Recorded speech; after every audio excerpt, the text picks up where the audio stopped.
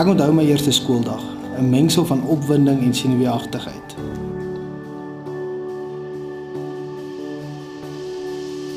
My tas is groter as my rug, maar my eerste tree het laerskool op my gehelp om te vorm aan die persoon wat ek vandag is.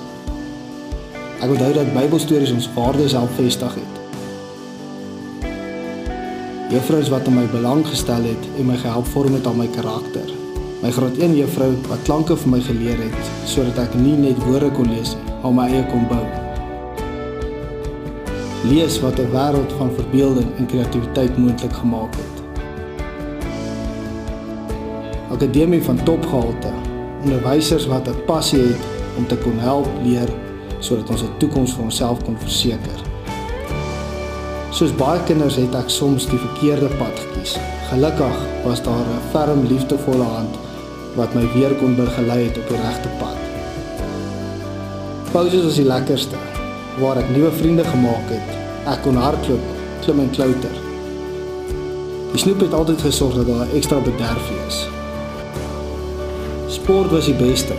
Afrigters wat ekstra ure ingesit het om my te kon help my volle potensiaal bereik. Wedstryd en sterk skole wat my net beter gemaak het en my nederig gehou het.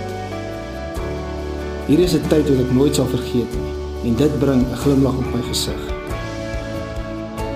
Die innoverende verandering by die moderne ontwikkeling aan te pas, gee vir ons hoop vir ons kinders se toekoms.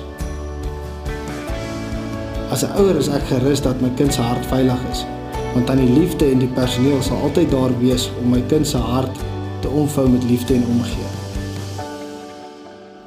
My laerskoolloopbaan is 'n veilige herinnering wat ek gereeld kom besoek, om meer moed te skep en te onthou waar ek vandaan gekom het en waarheen ek op pad is.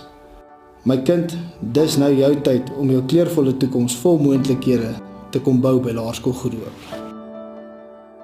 Ons wil die kind leer, bemoedig, ondersteun en lei om die wêreld hoopvol, gebalanseerd en gegrond toe te tree. Ons vier nuuskierigheid en kreatiwiteit. Ons rus die kind toe met hoop en veerkragtigheid, 'n anker en 'n springboard.